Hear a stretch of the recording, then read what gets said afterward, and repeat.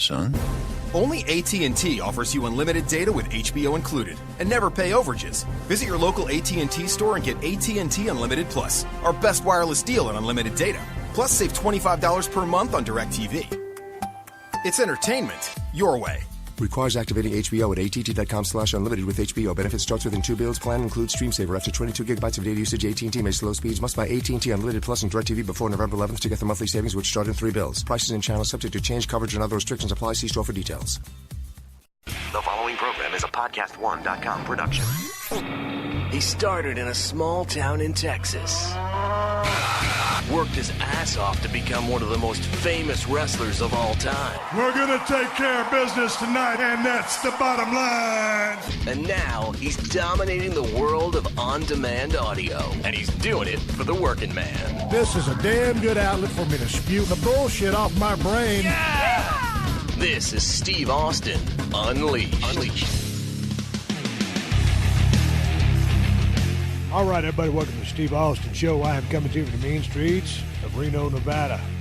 I'm out here visiting my brother-in-law, trying to look at a couple pieces of property, maybe try to find the Broken Skull Ranch 2.0. So far, no success, but we're having a damn good time being out here. It's some beautiful country.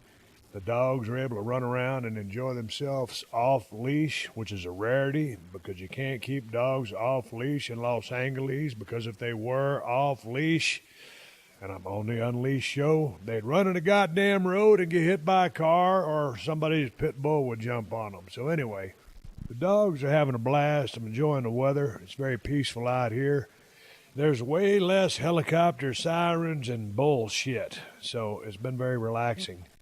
Anyway, while I've been out here, got to take care of business and do my podcast. So while we're out here looking at things, trying to take care of business, I got to take care of my business and get my podcast in. So anyway, I talked with Court Bauer the other day, a little bit about pro wrestling. Me and him got a podcast coming up. We're going to rehash an old pay-per-view that we were discussing, and I'm looking forward to doing that. And it's always fun talking with him. But one of the reasons I came out here was to also get an interview from a guy that came up on my email. I've been trying to come out here to Reno, Nevada, and interview Tesla guitarist Frank Cannon for a couple of years. As you guys know, I check all my emails every single day. I answer as many as I can, but I read all of them. And it turns out I got an email a long time ago from a guy who's a part of Red Hawk Records named Dwayne. And he'd heard me mention Tesla a few times on the podcast because, man, I've been following those guys from day one. They're one of my favorite bands. And so I've been trying to interview Frank Cannon, their guitarist, one of their guitarists, for a couple of years now. We just never have crossed paths. But anyway, in the meantime, in all these years, Dwayne sent me yet another email.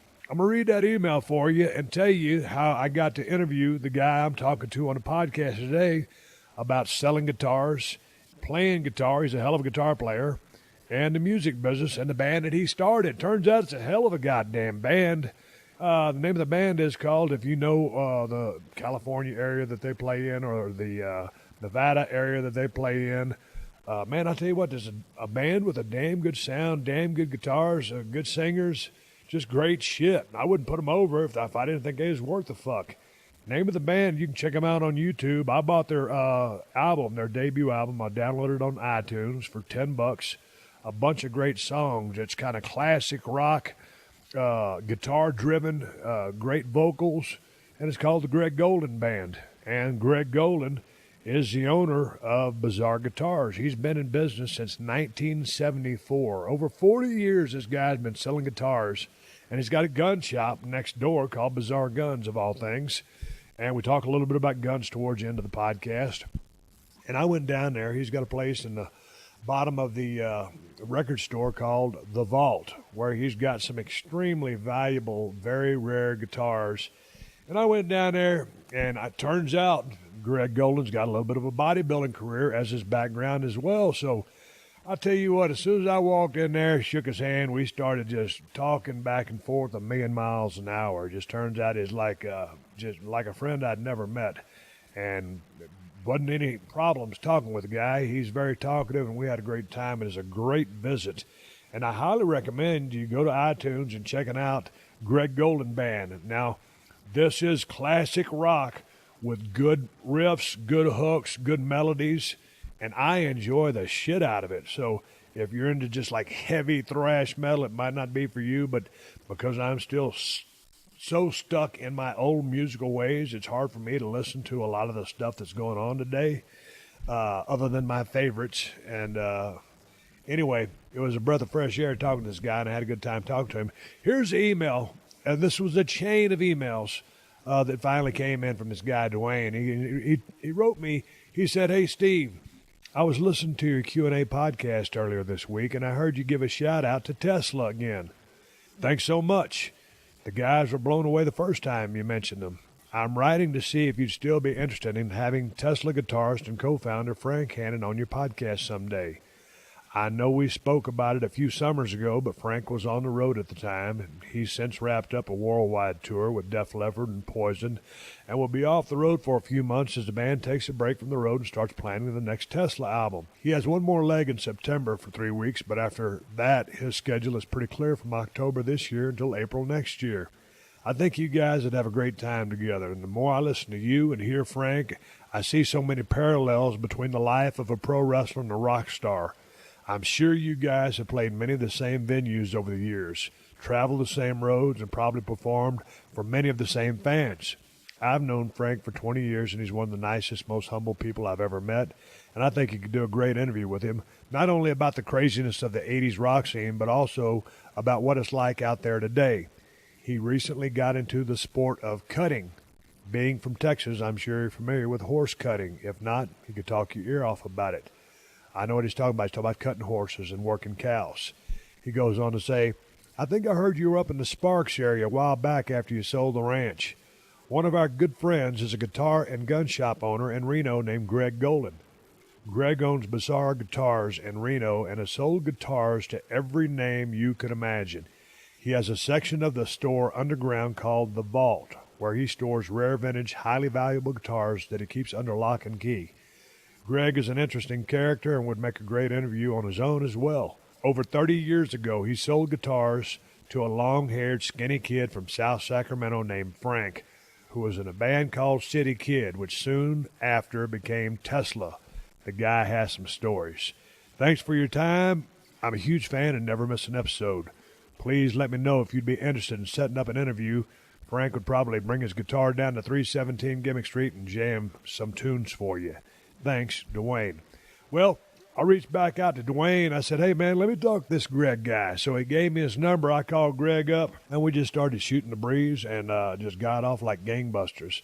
So I'm down here looking for land. I needed a podcast. I've been wanting to talk to Greg. You guys know I'm a music fanatic. I love my guitar work, especially at the high level with people that can really play. And I was thinking I was just going to go over and talk to this guy about selling guitars to everybody. But after I listened to that album, I'm like, God damn it, some bitch is a hell of a goddamn guitar player. Great vocalist. What a fucking band. Frank Hannon sits in on a lot of the sessions.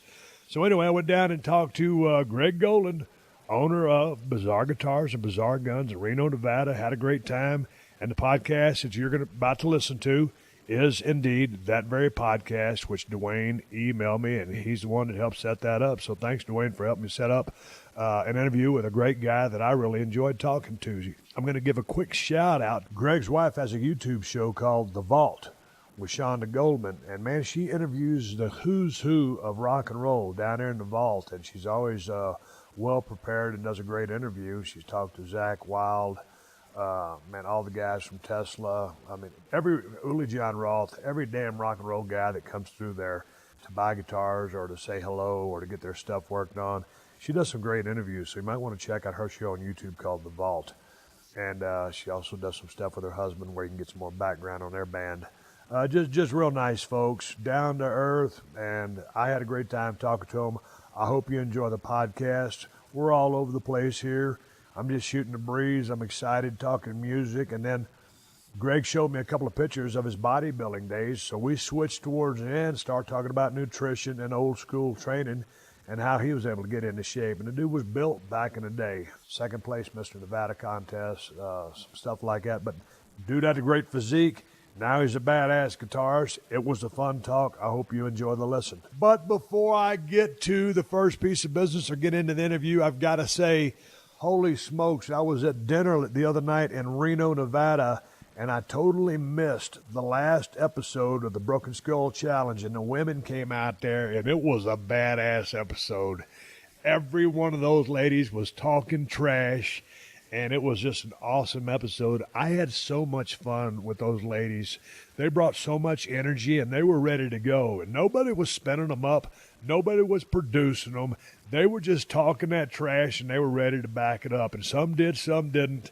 And I'll tell you what, man, I don't give results out anymore on my podcast because so many people have got on me on the email about it, but because they've DVR'd it and they haven't seen it yet. But, oh, man, the last person that got on that Skullbuster, I won't say who it was just training specifically bodybuilding. They weren't ready for that Skullbuster or an obstacle course to begin with, but did great in those brackets. And you have to see her performance. Great lady, great performance, great guts.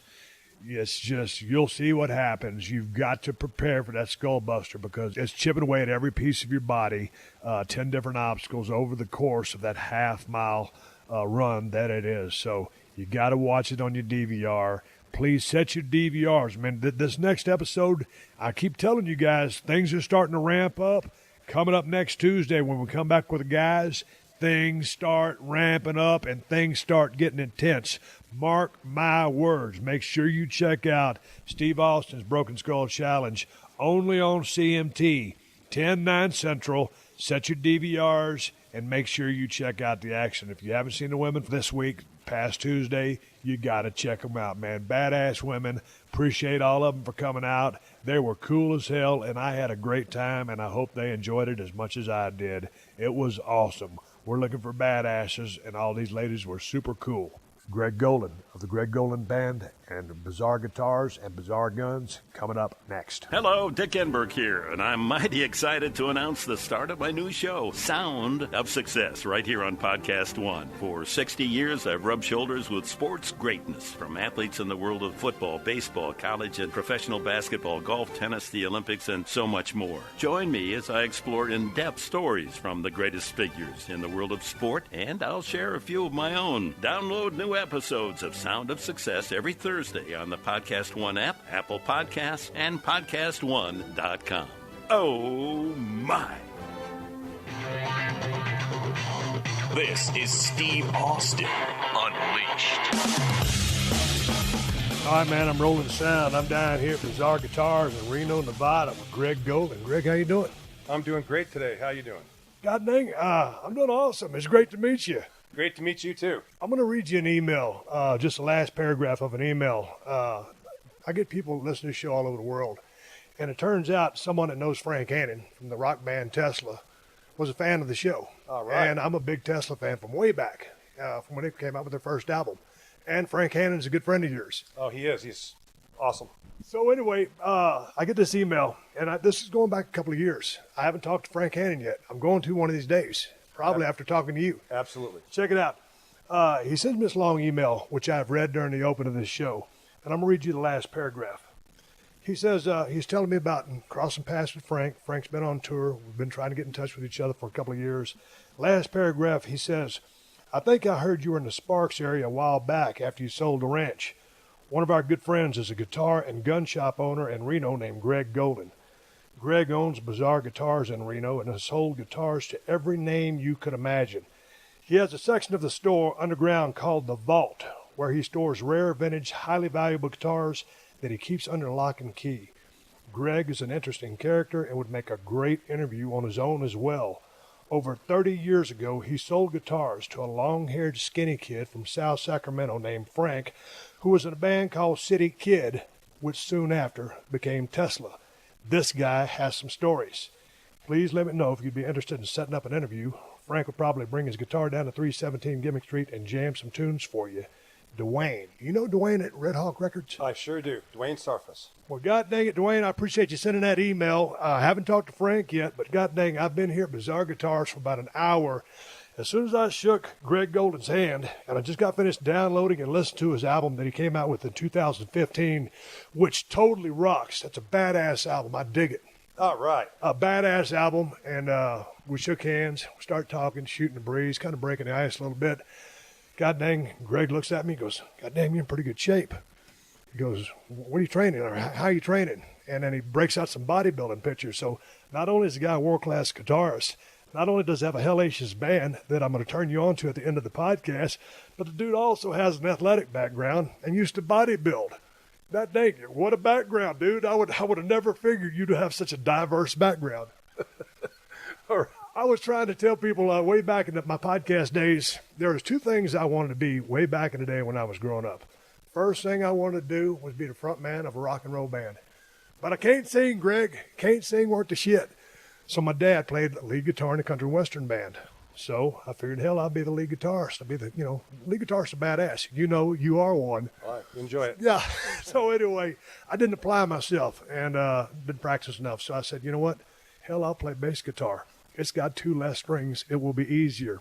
Hell, I didn't apply myself, Greg. And my parents wouldn't buy me a drum kit. So dreams of being a rock and roll star were all out the window. And I did okay for myself in a squared circle in a business called professional wrestling. Hey, let's talk about you. We're here at Bizarre Guitars. We've been shooting the breeze down here. And right now, let's talk about the business a little bit before we get rocking and rolling. No pun intended. Tell me about Bizarre Guitars. You've been in business since 1974. Started out the business in 74, played in bands my whole life, and prided myself on having the best instruments, best deals, etc. And we've been here for 43 years. Hey, man, what got you to start playing guitar? My mom, oddly enough, sang in a country western band when I was a kid, and my dad played a little acoustic guitar, and just sort of got a guitar on my 7th birthday, and just sort of gradually learned how to play chords and leads and different things, picked out melodies, and been hooked and obsessed with it ever since. Now, were you a guy that just kind of, it came to you naturally as you kept on it? Were you taking lessons? Did your dad help you? How'd that process go? For me, it was brutal because I just didn't understand the language. I never took a lesson, and I still to this day don't know much theory. Everything kind of comes to me from playing by ear and, trial experimentation. I've been playing for so long that, you just finally, when you go through and you play a number of songs, you learn different licks and how they apply to different songs and keys and things. But no, I never have taken any lessons, any formal training of any kind. Man, when I listen to your music and God dang, Greg Golden Band, I don't want to insult you or your fan base, but here in the Nevada area and California, many people know of you and your sound, but across the world, maybe they don't. Man, I'm about to introduce you guys to the best rock and roll band you probably haven't heard of. And I mean that as a compliment. All right, thank Holy you so smokes, very much. dude, when I downloaded that album this morning, I was blown away. Because when we hooked up, I knew I was coming over here to interview you. We were going to talk about all these great guitars down here, some stories about, trading and selling guitars. And then I said, well, he's a musician as well. I got to do my due diligence. I got to do my research. And boy, I put that album on, and I was blown away. I was pleasantly surprised, and I didn't know what to expect. And y'all's genre or y'all's brand of rock and roll is the exact stuff that I grew up on, and I kind of stopped listening to a lot of modern stuff. This is no disrespect to anybody out there, but it just seems like the musical trends or whatever I grew up on, Tesla, Scorpions, Boston, Jesus Christ, Foghat, Iron Maiden, of course you got the Megadeth and Metallica in there, Dokken, Tesla, Scorpions, god dang, Great White, you played with Great White, like Y&T, you played with. Y&T was one of the best bands I've ever heard that didn't get a gigantic break, and they're still playing to this day. But anyway, it's that, and I'm missing a whole lot of bands that I'm not naming because I've been hitting it with so many steel chairs. But y'all's music fits right in with that stuff, just stuff that's really well written, great lyrics, great guitar work. It just seems like the guitar gods are kind of, not showing up as much. You rip like a sumbitch on this album. I love guitar style, and Frank Hannon plays on some of the songs as well. You guys are great friends. But how did you come up with the sound that, you ended up with? Well, I have to credit Frank Hannon for majority of that stuff, because I came to Frank with some licks and some good song ideas. And of course, I'm not a professional songwriter or anything. So a lot of the things I had, the choruses were reversed and the verses were not long and so forth. And Frank liked what he heard. but he took the songs and arranged them where they made sense, and we added a vocalist and vocals to them, and Frank produced it, and I'm really proud of the record. Frank took the initiative to take those songs and took those licks and create those into actual songs. Who did you look to as you were growing up that influenced you as far as your guitar playing style? Richie Blackmore, Deep Purple, Jimmy Page, Led Zeppelin. I'd say those were two of the main ones. Of course, there's many other guitar players, but that was sort of like the guys I liked the best. I always liked the Deep Purple sound, the Rainbow sound, and we kind of have that vibe on some of the songs that we've done. We did a remake of Man on a Silver Mountain on that first record. I love too. that. Yeah. And Frank has really helped with so many different aspects of everything in terms of producing, the recording. I didn't have much experience. I've recorded a few things before, but the recording was kind of new to me, and the songwriting was way new to me. And I was really excited to hear my licks and changed around a little bit and add chorus and add everything to it, and then have the amazing production and the amazing recording that Frank provided. With as long as you've been playing guitar, I mean, now that you're with the band, Greg Golden Band, I mean, a great sound, why did it take so long?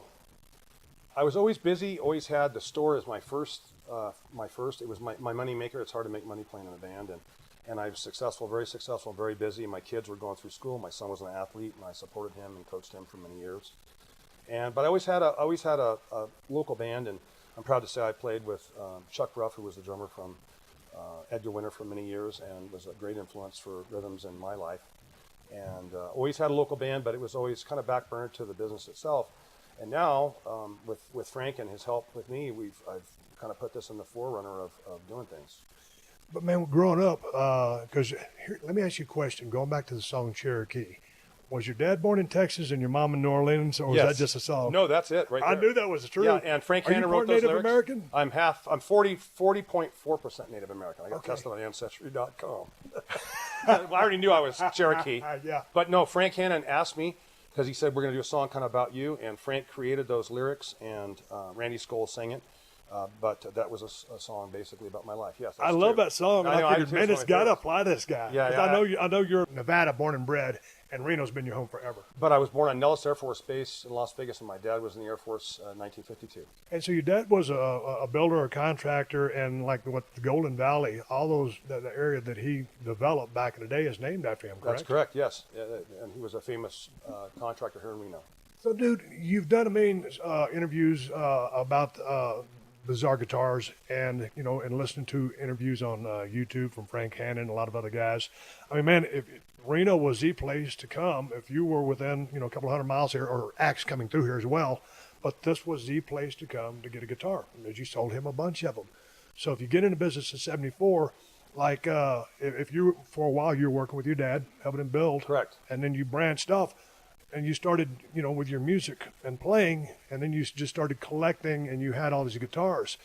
When did you make it a conscious effort or plan to say, hey, I'm going to start a guitar shop, and 40 years later, the damn thing is still in business and doing great? I played in local bands, and then we were booked, and we started playing out-of-town shows a lot. And I started going to out-of-town venues, and I'm seeing, I can buy that guitar for $150 and come back and sell it for $250. And I'd do that, and it was working out. And pretty soon, I created this business where I was buying tons of guitars and selling tons of guitars to the point that very lucrative. And nobody else was really doing that. And so I came back specializing in buying vintage, Fenders, Gibsons, Gretches, Guilds, Martins, and fixing them up. And I was a good repairman, and I had some guys working for me that were really good too. And just created a business and got a good reputation. And then we built our building here in 1979 and put the vault in here, and we sell, retail, wholesale, all over the world on vintage, etc. Man, how do you go about, like in the formative years of grabbing some of the guitars we're about to talk about and look at in here in the vault in your store? Like, how did you know back then, hey man, this is a bad motherfucker. This is going to be an expensive guitar, or this is a collector? Most of those guitars, I kind of knew the values of things. I really knew I had a good knack for values, but just knowing, back in '74, pre-CBS Strat was only 9 years before. So you could buy, for instance, a 65 Strat if you looked around for $150, $200, and they were worth going for $300. And so I just bought things that if I could make a quick buck on it and give somebody a really good deal on it, that's what I look for. And then I became very knowledgeable because I was doing a huge volume of buying no-caster Fenders and broadcasters and 52 Les Pauls and 63 335s, etc.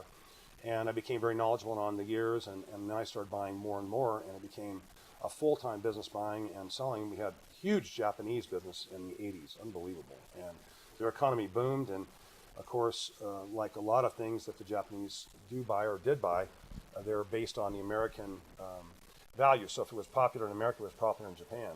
And we had guys flock over here to buy vintage guitars. And that's kind of how I got the popularity of selling the vintage. Hey, man, let's talk about just, everybody knows me. I come from the world of pro wrestling. I don't know guitar speak. I don't know guitar technology. I know the couple of models that I'm about to ask you about. So by no means am I trying to be a know-it-all. If I don't know shit, I'm just asking you basic questions. It's all good, man. Anything. Let's talk about the Gibson Les Paul. My favorite guitar. That's what you like to play. And as we had a phone conversation a while back, me being a wannabe guitar player, that was going to be my go-to axe as well. Why was the Gibson Les Paul so iconic and been so successful? Is it the shape? Is it the sound? Is it the combination? What is it? What gives the Les Paul its magic? I would have to say, for me, it's the humbucking pickups. The fact that they have a tune-o-matic bridge, so you can perfectly tune it.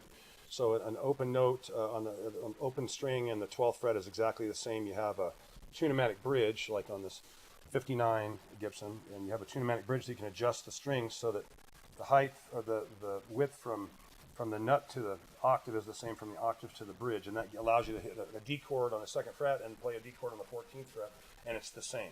So that's part of it. And then humbucking pickups are very, very strong, where Stratocaster pickups aren't as strong, and they might be considered cleaner. I've always liked the Les Paul sound because it had plenty of balls, and you can get any sound you want. They're a little heavier, and the workmanship is amazing, especially on the 50s and 60s models. And that's just my personal favorite. For every guy that likes Les Paul, there's another guy that would like a Strat or a Tele as well. Hey, man, let's talk about the Strat real quick, because, I'm a guitar fanatic, and Stevie Ray Vaughan was one of my favorite guitar players of all time. He played that Fender Strat. Jesus Christ, what was his number one? It was a 50, was it 58? I'm not sure on the year on that. But anyway, his number one guitar was a Fender Strat, and man, he played those heavy strings. Seemed like he played them high, and he just bent the shit out of them. Yeah, unbelievable. I've never seen anybody kind of play like that. And it's funny because that guy left such a impression on me after he passed away in a helicopter crash. I mean, when it came out, the tribute album, you had like Buddy Guy, Robert Cray, Bonnie Raitt. I mean, all these people that were awesome blues people. They did that tribute album to him, and man, it's just weird to watch somebody try to play Stevie Ray stuff because no one can sound like that guy because of the way he plays. Talk to me about the Fender Strat. You're a Les Paul guy, but tell me about that because many people have chosen to go that Strat route. Well, Strat first year is 54. In fact, I have serial number 6 in the vault. And Strats have a lot more versatility than other guitars. They have 3 pickups, and you can basically get many different tone variations. And they're typically cleaner. Like the ohms on a Strat pickups are like 5.6, and on a Les Paul, 7.5 to 8.5. So you have more power on a Gibson. And I guess if you're playing classic rock like we like, it gives you more balls, more sustain, etc. But if you're playing cleaner, and not necessarily cleaner, because you can use effects. Like a lot of guys will take a Stratocaster and use a booster or a fuzz or whatever to get the rock and roll sound, much like Jimi Hendrix or Clapton always played a Strat. He didn't play distorted, played more clean. So there's different ways to get the end column, which is a good sound. And there are a lot of guys that like a Strat better than a Paul. Strats are typically 3 pounds, 4 pounds lighter, which is a huge thing. After playing a Les Paul for 50 years, you have neck issues. Right. So Fender is a lighter way to go. And it's just different. It's like some guys like Chevys, some guys like Fords. Same thing. What is your setup? I mean, not that I'll understand all of it, but man, you have a very rich tone. It's just it sounds heavy. It has weight to it or balls to it, and it's very clean. So I mean, how did you come upon that sound? Because I know when you were talking with Frank Hannon, and we're going to bring up Flying V here in a minute, but you were talking about your pickups and the humbucking pickups, and what you were using there, or what gives you the sound that you're looking for? How did you create that? Okay, so my guitar that I use, so my number one is a 54 Les Paul that I took and put a tune-o-matic on because they kind of a stop tailpiece. And I've changed the pickups on that guitar probably 50 times over the years. As guitars came in, I wanted the hotter sound. So I have really super hot pickups on the guitar. And I use no effects other than an Echoplex. I'm one of the few guys around that does not use a pedal board. No wahs, no fuzz. Now, what's an Echoplex? Echoplex is a repeater, sort of like an Echo unit. I use an EP3 Echoplex, which was made in the late 60s. And I have several of those. In fact, Frank Hannon gave me one of those. And I use those Echoplexes to give a little bit of preamp and echo, but that's the only actual effect that I do use. So I do play pretty clean, directly into the amp, no fuzz, boosters, etc. And so that's part of the thing. And then my pickups on my guitar are very, very loud, and I use Legend amps, which are kind of an odd amp that was made in the early 80s. They're a tube preamp and a solid-state power amp. But I really like the sound of what I do. And I have kind of a unique sound. It is unique, because when I listen to you play, I'm thinking, man, who does this guy remind me of, and who does he sound like? And it's a very signature sound. All right. Like when I listen to Boston, the Tom Schultz sound is, you think, hey, you immediately know that's him. Not necessarily a burner, but I mean, you know that's his sound, that's Sure. him playing. So you have a very unique sound that sounds like you. And sometimes when I'm listening to your playing, I'm thinking, man, maybe there's a little Santana there, or just a tad, but maybe there. And there's I'm thinking the other guy I was trying to think of, but I'm thinking, no, man, the dude's got a real original sound. You don't remind me of anybody, and I mean that as a compliment. Thank you so much. You got a great sound, and there's a million guitar players out there, so it's just badass. Going on to the other guitars I want to ask you about, and sorry I'm talking so fast, I get excited sometimes, especially down here with all these cool guitars and stuff in this basement that we're about to talk about. Talk to me about, just because of the iconic guitars, to a guy like me, when we're talking about the Les Paul, you got this Fender Strat, then you've got that Fender Telecaster. Talk to me about that Telecaster and what was attracting people to that thing. The Telecaster is a kind of a unique animal. It's two pickup, and it's really I mean, you can get a rock sound with a Tele, and modern music uses a lot of, but it's kind of known for country. Like Merle Haggard used to be one of my best clients for buying the old 52 Blackguard Teles. They always had a black pickguard from 53 and before. And so they're uniquely clean, and the ohms on those pickups are like in the 5s, so they're very low.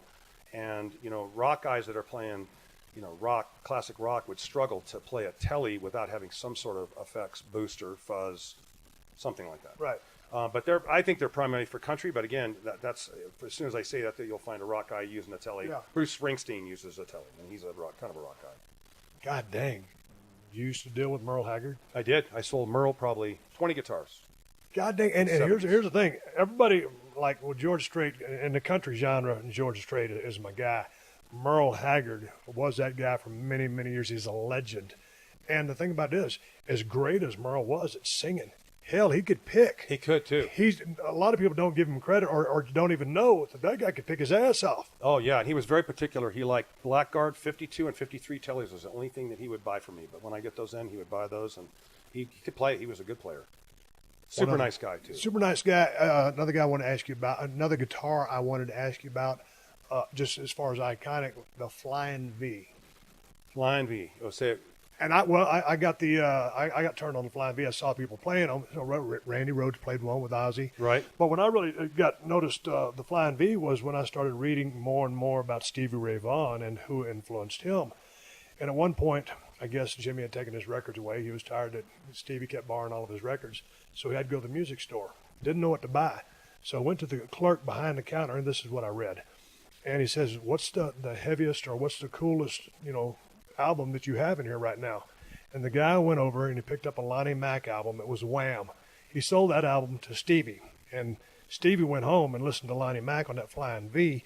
And if you listen to Stevie Ray after listening to Lonnie Mack, he got a lot of his sound, or at least his technique, from Lonnie Mack. All right. And it was super interesting. But tell me about the Flying V. Not everybody uses it, but it's a cool looking guitar. But to me, it just didn't seem like it had enough body to it. Flying V is an unusual guitar. The first Flying V's, I have a 58 in the case here. It's one of 82 made. Those are Carina wood. It's actually a wood that's considered a poisonous wood, and Gibson made those guitars from 58 and 59 only. And the other person I know that likes a Flying V, Frank Hannon, loves Flying V's. In fact, we did a music video with that very guitar. Yeah. And so, they're just a different animal. They're set up much like a Gibson Les Paul in terms of the bridge and the pickups. And similar type sound. It's still got, plenty of output.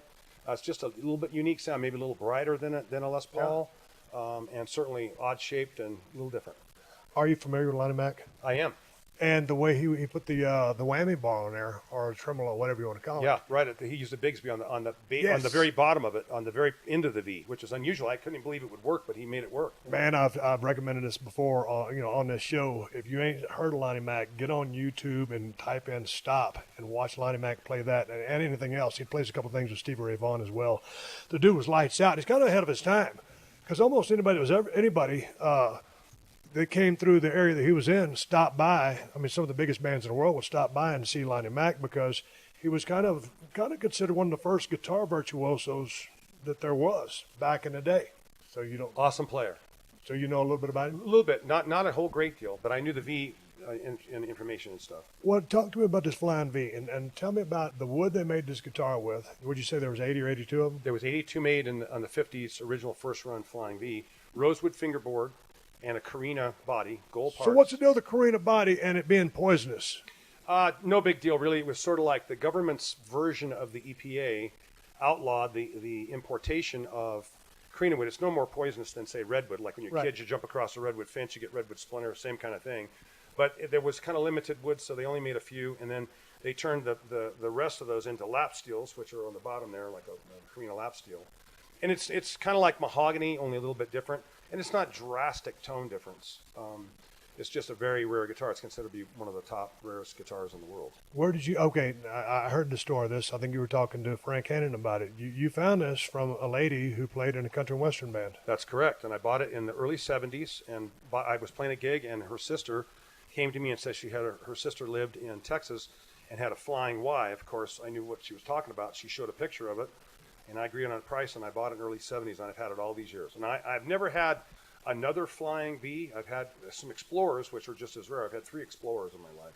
But that's the only real V, and I managed to hang on to it all these years. Now, the stuff that I see and the people are hearing about that's in the display cabinets, that is stuff that is off limits, not for sale.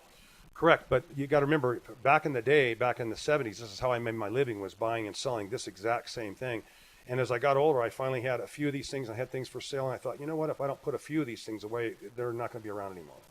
So I managed to save a lot of the things I had. But for every original pre-CBS Strat that I have in the counter, I've sold hundreds, thousands maybe. Say it again. What is a pre-CBS Strat? Pre-CBS Strat is a Stratocaster that was made before February of 1964. And pre-CBS means Columbia Broadcasting Systems when they bought out Fender. Leo Fender sold the company in February of '64, and everybody says the quality was better during the Leo Fender days, and then CBS changed it. Like the first thing they did is they made the peg head 25% larger and a larger decal, and still like 66 Strats and 68 Strats are wonderful pieces as well. So it's kind of more of a myth, but it is history, and they were all super handmade, even in the CBS days, and even the current Fender stuff is fantastic. It's just different sound, and it's just like vintage cars or anything. It's when you started going back and forth with the lady on this guitar, and the price you agreed to, like, did she know of its value even back then in the 70s? I spent basically I had worked all summer for my father, and had money set aside. I had $1,000, and that's what I bought it for. It was $1,000. That's a bargain. Yeah, because they're worth. I'd say that one's worth probably $300,000, $350,000. Holy smokes! Are you kidding me? No, it's considered to be one of the rarest guitars in the world. God dang, that is amazing. And the only one guitar that I have that's even worth more than that in the store, I'd say that's the second most valuable guitar I've got in the store. I have a 59 Burst that I've had for 35 years, and it's totally original, and it's a really high output pickups, really flame top. It's really lightweight. It doesn't even weigh. It's I think it's 7 pounds 11 ounces if I'm not mistaken, which is super light for a Les Paul, and it sounds killer. Although I still like my number one the best. I've played all these guitars live, so I'm going to say something too here. The only person that I would allow to play any of these guitars is my dear friend Frank Hannon. So Frank is we're going to go through. Right now he has a 1966 Gibson L5, and he's coming out with a new covers album, and he's going to use a few of these vintage guitars that are behind the glass on the album. So it'll be interesting. We'll have him play the 59 Burst and the 58 V, and we'll see what comes of that. So how did you come upon this 59 burst? Oh, And what's this thing worth? If it's worth more than the Flying Veal there at 300. I'd say that's worth 400, 350 to 400. But I've sold But about what makes it so valuable? just the rarity of it and the fact that it's just the best of the best, and it's just the holy grail of all electric guitars. They've had many remakes that are still killer remakes, but this is an original 59, which is there's very few of those around. I was telling you on the phone, I was telling you about my dad who played lead guitar in a country band. I think it was a 58 Gibson Birdland, because it had a little bit of acoustic, hollow Nice body. guitar, way nice. Yeah, he had that thing refinished a few years ago when he wasn't playing anymore, and decided to sell it. And he, it kind of almost broke his heart. Oh, bittersweet. did he get rid of it? Yeah, he had to get man. rid of it. And, but anyway, because I was telling you about him playing, I had to tell you what he No, was that's a really nice guitar. In fact, Frank Henn and I were having a discussion about he was asking me about it to play in a Birdland, and I don't have a vintage Birdland here for whatever reason. They're not the most popular guitar in the world. Right. So I said, take the 66 L5. And so he's kind of checking it out to see if he gets the sound he was looking for. Ted Nugent made Birdlands famous. That's what I was going to ask you. Yeah, I said, yeah. man, what's Ted playing back in the day? all Because Birdlands. it sure looked like a Birdland to me. Always Birdlands. Always, he was the guy that made that guitar famous, really, even though it's kind of like a thinner jazz guitar. Right. He was the guy that played rock guitar on it, so to speak. And there wasn't many guys that playing Birdlands, really, besides Ted Nugent. Hey, man, and as I remember my dad's back in the day, his stack was, I don't know if you remember these old amps. It was... Custom? Damn Tuck right and roll. with a K. Did I read your mind or what, bro? It was silver, what's it called? Metallic silver, that foam. Tuck and roll. Tuck and roll. Yep. I got a And black one in there. I think two 12s or whatever it was. Yep. It might have been 15s. And I remember taking that thing apart many times. I used to hide my mom's cigarettes in there when we were trying to get her to quit smoking. But that guitar was in my room, and I tried to learn how to play guitar with it. And I went to the bass. It did fine on the bass, too. I was so shitty on the bass, Greg, that the only thing I could play was the beginning of Kool and the Gang's Ladies' Night. Jump now. All right. That was all I had. Okay. A one-trick pony or a two-note pony. We're walking around. We're in a place called The Vault at Bizarre Guitars in Reno, Nevada. Anybody who plays guitar has passed through here, whether they're friends of Greg's or heard about the store or just because of his unbelievable selection and the way they can work on guitars here. I saw a picture of Marty Robbins on the wall. I said, God damn it. I said, did you trade guitars with Marty Robbins? Because this guy's one of my all-time favorites, and you said you had a story about him. Oh, my God. Well, my dad used to play, down in the West Texas town of El Paso. That was one of his first songs that I learned on acoustic guitar. And so anyway, as time went on, we had the store here, and the Sparks Nugget used to have Marty come here in the 70s, 80s, and perform at the Sparks Nugget once every 3 months. And so he would pull up in his amazing tour bus and have his whole band come in and pick out items, whether it be drums or guitars or strings. And in the meantime, he would walk around to my customers in the shop and say he's proud to be my friend, and invite everyone for backstage passes and tickets to the show. And of all the folks that have ever been in my store, he's the number one person that I felt is just up and above the most amazing man ever. And he was super nice to all my customers and just the greatest guy in the world. That when he passed away, it really was like family leaving us.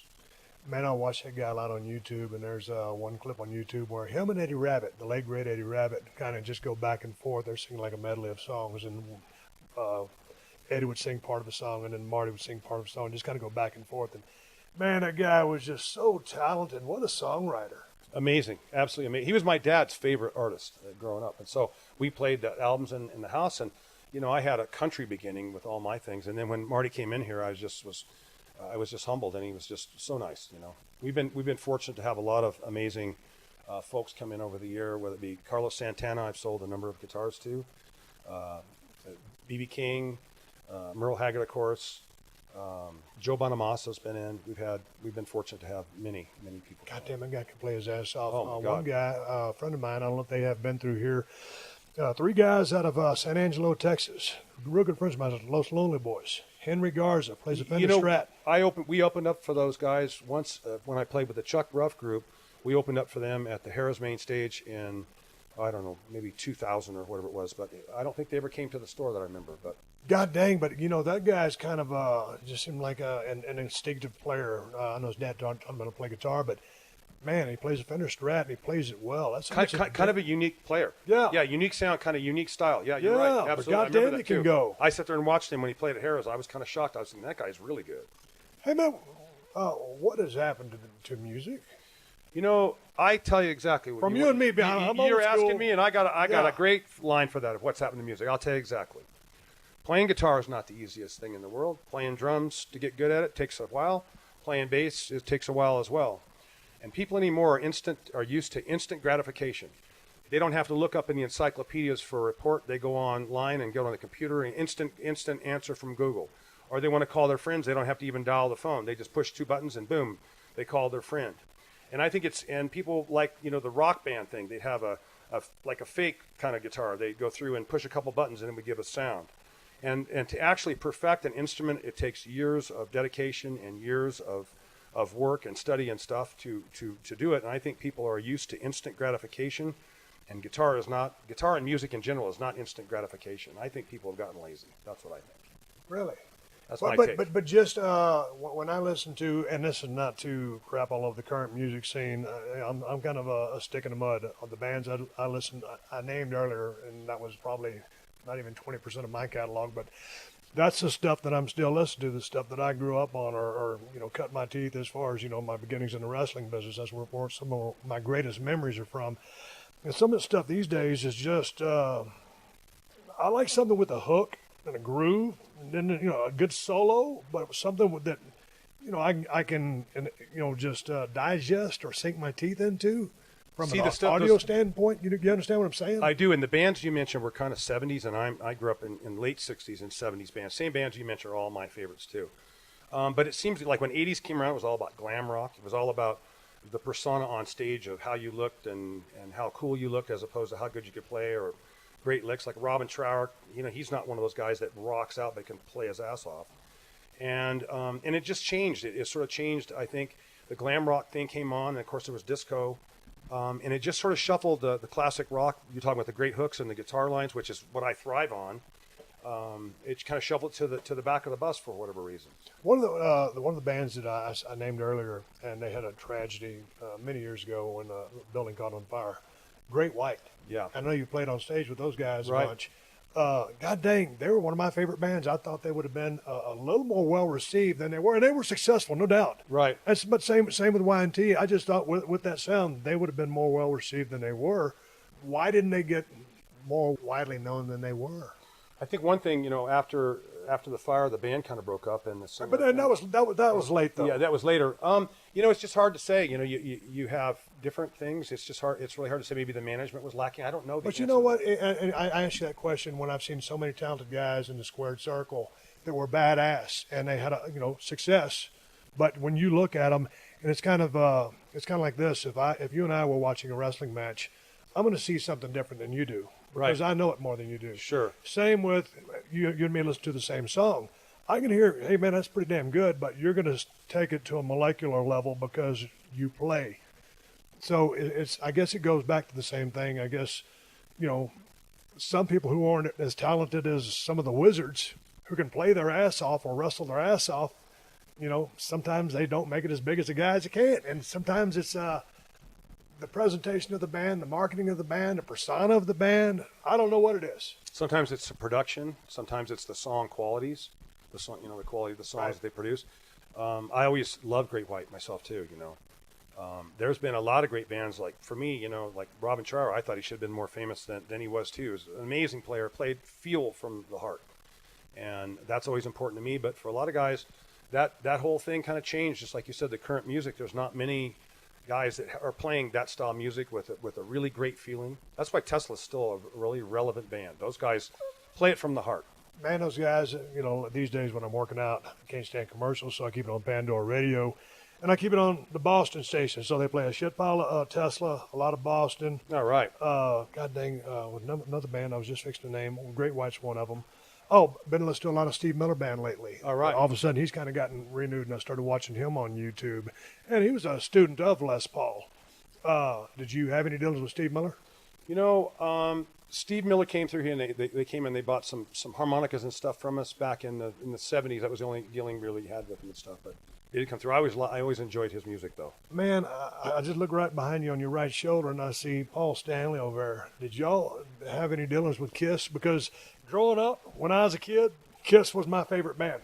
You know, I did some mail order stuff with Kiss. I did have a connection to Kiss. I played in a band with a gentleman named Mike Jepp, who was a singer-songwriter for Kiss and wrote a number of songs for them, and I was very close to him. But I never met those guys in person other than just mail order type of things, but we did send them some stuff. And Mike Japp, of course, wrote songs for them, so I had that connection. When you see an act blow up as big as Kiss did, and you being a great musician yourself, and what did you think of the Kiss sound? I thought it was pretty good, man. There was a lot of guys that criticized that they're not that great. They just came to Reno, and it was one of the best shows I have ever seen. Great musicianship and absolutely unbelievable stage presence and show. And that's what I always get. I mean, are they the tightest band in the world? No, but they don't sound like anybody, and they're pretty damn good. No, I thought they were great. I was like, I don't get it, dude. They're pretty damn good. I think so too. And then on top of the showmanship and the brain factor between Paul Stanley and Gene Simmons, and Ace and Peter, they had their demons, and the other members would rotate in.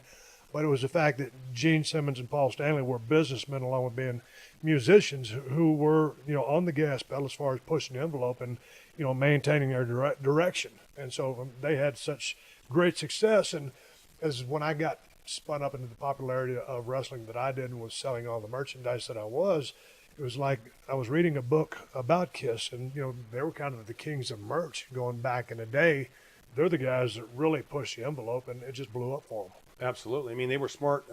Gene Simmons seems to be the brainchild behind that, but they had, dolls and all kinds of, coasters, everything you can imagine for Kiss thing, but it was like a Kiss traveling store, but it went over and they sold tons and tons of merch, and they had the show to go along with it. But no, Kiss delivers it. It's one of the most amazing shows I've ever seen. All right, let's take a quick pause for the calls here with Greg Golden of the Greg Golden Band, Bizarre Guitars and Bizarre Guns, and give big ups to a sponsor who makes this podcast possible, and that's TrueCar. When you're looking to buy a new car, you want to feel comfortable that you're getting a fair price. And with TrueCar, you can get information that empowers you with pricing context that lets you see what other people in your area paid for the car you want. It's pricing you'll see before going to a dealership so you can feel confident when you show up. And with TrueCar, you can connect with a local certified dealer of your choosing. When you're ready to buy a new car, visit TrueCar to enjoy a more confident car buying experience. Some features are not available in all states.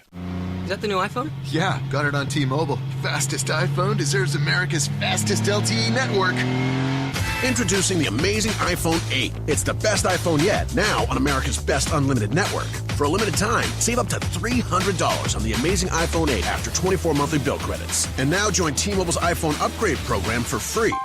Eligible trade-in and finance agreement required. If you cancel service, you may lose promo credits. Contact us for details. Video at 480p. Small fraction of users over 50 gigs per month may have reduced speed. See store for details. Hey, my name is James Petrogallo. I'm Jimmy Wissman. Please join us every single Tuesday for Crime in Sports. So fun. You like sports? You don't have to. Let's just set up a context and find out what an idiot did wrong. What do you say? I'm in. We're going to do that each and every week. We take an athlete, we break him down, we make fun of everything he's ever done. Yeah. But in order to do that, we have to build up and tell you all about their career and get you to what, James? To grace. And then watch them fall from grace, Who as they doesn't like inevitably do. Join us. Big criminals, small criminals, sports you've never heard of. Doesn't matter. It's the crime. It's the comedy. It's such a good time. Join us every Tuesday for Crime in Sports. You can join us every Tuesday at PodcastOne.com, the Podcast One app, or subscribe on all Apple products. Find us every Tuesday and laugh at people. This is Steve Austin, Unleashed. Hey, man, so how is the music scene here in Reno? Well, it's a little bit slow, just like the music industry in terms of selling records and stuff. It's a bit slow. You always have the big clubs that have the tribute bands that come through and different things like that. And we do have our share of the larger concerts that come through, and we play here as much as we want. It's just probably like any other scene. The music thing from the 80s and 90s to now has dramatically changed. I hate to say that folks aren't into the music quite as much as they used to be, and maybe that's because it's the music that you and I like that's not being played. Right. And there are very few of the big bands that tour. I mean, when Tesla comes through, they sell out. When Kiss comes through, they sell out. Joe Bonamassa comes through, they sell out. ZZ Top, Billy Gibbons is one of my friends. Talk to me about his sound a little bit, because there's a guy who's a world-class player, and Jimi Hendrix even said, hey, man, that guy is hellacious on a guitar way back in the day, and he's got just a great tone and sound, but he's underrated because I think he's so low-key, but that summit is bad. Oh, Billy Gibbons is one of my favorite guitar players. We always do a number of ZZ Top songs, and it's funny because the amp that I use is a very unusual amp, and the first time that I kind of got sold on a Legend amp was because Billy Gibbons endorsed those, and I was a dealer for him. And I'm like, wow, Billy got a great sound out of that. And he's a monster guitar player. Now, his first guitar claim to fame was playing a real 59 Burst. And what a gentleman. I love Billy, man. He's so cool. Every time he comes through L.A., or a lot of times he'll give me a yell. I first met Billy. We was on a tour in South Africa wrestling in 1997. Billy's a big wrestling fan. He came to the show, and after the show, we're sitting there talking. I said, dude, what are you doing out here? He goes, I guess he'd played a gig. And he stayed a couple of months, and he was living with some Aboriginal tribes. Wow. And he had all these things he was going to bring back, but he was having a blast out there. And when we'd go through Houston, he'd show up. And these days, he's out in Los Angeles. I just passed by him in the Staples Center a few months ago. He was going to the show. But just one of the nicest guys in the world, can play the shit out of a guitar. He's an amazing person, and I consider him to be a really great friend. Every time he gives me one of his business cards, and I've got 10 of them, it says Billy Gibbons, friends with Eric Clapton. That's kind of like an inside joke. I guess him and Clapton time, but that's the kind of guy he is, because if you ever see Billy Gibbons, he's always got that sneaky smile on his face, and he's got something to talk about. He's a crazy guy. Hey, let's walk down this way. Okay. And tell me about these guys right here. Oh, here's a Gibson L5 and an ES 175, West Montgomery L5, and 335s. These are sort of like the jazz guitars. The bigger boxes are sort of jazz electrics, old Gibsons. Now, will you ever pick something up like this just for the hell of it and just go do something different, or you just like that Les Paul body? I'm kind of locked into Les Paul, but when let's take, for instance, Frank Hanna comes down here, he'll come in, and the last time he came down, he'll grab certain guitars off of here, and he's a variety guy. I mean, he gets inspired. He'll play a Gretsch one day, a Fender the next, and a Tele, and he gets amazing sound out of anything. I'm kind of a one-trick pony with the Les Paul. What's the store on these Fender Strats down here? These are all vintage style Stratocasters, and all kinds of different year guitars, whether they be 60s, 70s, 80s, 90s, or new Fender custom shop that we saw a lot of. So how'd you acquire all these guys? Where'd they come about? Oh, trade-ins, and we buy from other stores and other folks and stuff. So these are all different years, like 60s Stratocasters, 70s, 80s, 90s, and different guys like different things. There's a lot of guys that will play traditional, Teles and Stratocasters, play the country or rock, or like a Stevie Ray Vaughan style, or Jimi Hendrix style, or Martin Knopfler from Dire Straits. He's another one got a great sound on his God dang, man, that guy's unbelievable. Sometimes it's like, we call it like chicken picking. Yeah, no, he's God dang, he's amazing. Clean, nice, unbelievable tone. Can you play like that? Use your fingers like that? You just really like that pick? I mean, that's an unusual ability. That's a little bit different style than I'm used to doing. That cat can go. Yeah, he can. Hey, when we were talking Sultans about of Swing, that was his song that I liked. But when we were talking about Merle Haggard a while ago, I wanted to ask you about Glenn Campbell, because Jesus Christ, that guy could smoke a guitar like nobody's business. No kidding. Everybody knows that. Did you ever come into contact with that guy? I never did. I never met Glenn, but he had the most impeccable reputation. He was responsible for Ovation guitars going from nobody's ever heard of them to one of our biggest sellers in the 70s and 80s. And they had all kinds of Glenn Campbell models. We used to sell those. And no, I never met the man. I saw him once at NAMM show in, I think, like 85 or 86, but I never had the opportunity to meet him, but he sure had a great reputation. Man, the dude could play guitar for damn sure. No kidding. Hey, man, what is this? So that's a star body from Jackson Guitars. And I have a history with Jackson Guitars, Charvel Guitars. I bought a lot of their necks and bodies, and we put together a lot of those guitars in 1981 and 82. Eddie Van Halen kind of made the Jackson famous. And you never heard of a Floyd Rose tremolo?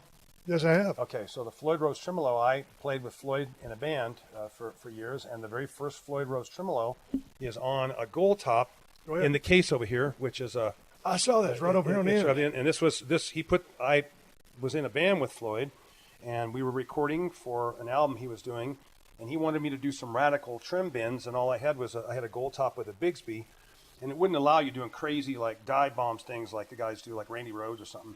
So he made a locking nut and created a locking bridge and used the gold top that I had with the Bigsby. That's the first locking tremolo ever made, and Floyd Rose, it's on his website, but that's a kind of a historically important guitar, and he made it for me. Hey, man, as I look at some of these guitars here, and we haven't talked about half of them yet, let's go back to the 59 Les Paul. Okay. Okay, this guitar is valued at about $350, $400 Correct. And then the one back behind me, or where was it? The V? The V, about V. $300. Right. All right, someone comes in here, and they happen to have $354 for this one, or they got $350 or whatever you want for that, and they say, Greg, I got to have this guitar. Would you sell them? Probably not, because the tax consequences would be unbelievable. If I don't sell it, I don't have to pay tax on it, and I can use it to, to show people that come into the shop. I mean, I'm getting older. Maybe down the road I might, but it would be almost all profit on what we sold it for. So it would be, by the time I got through, what am I going to make? Half of what I sold it for, and that's still a chunk of dough. But I kind of like them being here, and it's nice to have these guitars in here. I don't know. I'm glad to hear you say that. I know you put the tax thing out there, but god dang, when you got something so cool and you're not going to find another one. Yeah, no, and you're still young enough to keep enjoying it. Yep. And it's like if you or Frank didn't come down here and even touch that thing, just the fact that you can walk by and look at it and feel it and see that it's still there, right? It gives you joy. And I've used all these guitars, but again, I'm like, my Gold Top, the 54 Gold Top is my favorite guitar, but I like loaning these to Frank Hannon to see the different sounds he gets out on the different things. Like when we did that old school video with playing the 58V. It was really cool. It sounded great too. If you're going out on tour and you've got your 54, something goes haywire, you break a string, something breaks, whatever. How many backups you carry? What's your backup? I have another 54 Gold Top that I'd routed and put humbuckings on, almost identical to the number one. And I usually have that guitar with me. I usually, most of the shows that we do are within, 10 hours of here. Usually Sacramento, we go to Boise once in a while, or Burley, Idaho, or, Sacramento. So I usually take two guitars with me. And I make sure that we have restrung before I go and check the electronics. So it's really strange. In the last 5 years, as soon as I say this, I will jinx myself, but I've not broken a string or had any issues. One of the damnedest things I ever saw, it's on YouTube, I've talked about this before. Stevie's playing the hell out of some song and he breaks a string. I saw that video. He just keeps playing. Yep. Here comes his guitar tech. They swap out the straps and Tommy Shannon, his bass player, looks over because he can see what's up because he's shifting strings, and he sees he's broken a string, but they just keep in stride. Yeah, he never missed a lick. Tommy Layton back there playing on the drums, never missed a lick. Here comes guitar tech, straps him up, and he just keeps on going like, God damn. I know, that was cool. Shit's on there. yeah, that was pretty cool. Stevie was a cool son of a bitch. Yeah, he was. Hey, you dress pretty nice when you play. Stevie was a little over the top. You'd think he was a white pimp. Yeah. But I loved his style and loved the way he looked. Right. So what's your personal take as far as what you're trying to present out there as a Greg Golden band? I always have the snakeskin boots, right, and usually, some kind of fancy jeans and a cool shirt. You don't want to flaunt yourself as a freaking weirdo or anything, but it kind of goes with the vibe. I mean, I'm a 60s, 70s guitar player, and it kind of goes with the vibe with that. Yeah. I used to be, when I was in good shape, I'd wear a tank top and, short hair, and now I got a mustache, longer hair, and sort of. Were you ever into the stage theatrics? Were you ever running up and down and doing shit, or were you just there playing? No, that's not me. In fact, that's something I work on, is to try to move around more, but I've never been an 80s glam guy. Right. But I can appreciate, all aspects. Usually, unfortunately, what I saw in the 80s was a lot of guitar players that had more glam than talent. Right. I like to see talent and glam. That's kind of tough to put together, both. Yeah, but it's interesting when you see like 90% glam and 10% talent. And yeah. But they're one of the hottest acts in the world. Right, no. And I'm not naming names, but I mean, there's been a lot of them out there. No. And hey, whatever works for you works. Right. Let's go down the road here. Sure. And point something out to me, or tell me what is just something to talk about. Here's a couple of 1959 Gibson Switchmasters, and that's a 3-pickup jazz-style guitar. Very, very rare. I've had those two right there for forever and ever. Those are both super clean guitars. I have a 1957 Fender Telecaster. That's a Lake Placid Blue original maple neck. That's a very unusual, very rare guitar. Dot Inlay 1958 Gibson 335, really super rare, one of the rarest guitars in the world. The Telecaster has some nice wear and tear on it. It looks like it's been down the road and played a bunch of gigs. And because the finish is it's Lake Placid blue, but knowing the finish is it's very yellow and it's tobacco smoke. Right. Hey, talk to me about these Rickenbacker basses. Because, man, when I was a kid, I decided to try to play the bass guitar. Went over to the music shop. Dropped $275 on a Sunburst. I don't know what brand it was. But, boy, I tell you what, I've always heard about these things. And here I've got a few of them sitting in front of me. What's so good or great about the Rickenbacker bass? Well, the Rickenbacker bass is, Rickenbacker is a business that was formed in California. And I've always liked the 4003. It's got a really cool body shape, made popular by Deep Purple. And also, guys from Yes. They always have a clean, really super clean sound. I know that Frank Hannon on the first album played bass on some of the songs, and he bought a 4003 Rickenbacker bass from me, and it just sounds absolutely amazing, especially with him playing it. But the Rickenbacker bass is a super, super clean bass and complements like a lot of guys playing a Fender Jazz bass or Precision bass. It's kind of the three rock basses I would say would be a Fender Jazz, Precision, and Rickenbacker bass. Hey, man, you being lead guitarist, you're working with, the bass. You're in the band, dude. Big Maiden fan over here. And I always like Steve Harris's playing. I love Flea's playing. And I love, God dang, what's the other guy I was going to name? Just went off the tip of my tongue. Who are some of the bass players that you've enjoyed listening to? Let's see. A bass player from ZZ Top. Always liked Roger Glover from Deep Purple. Those guys were a real big influence for me. Rainbow also. All the bands that we've mentioned always had a killer bass player.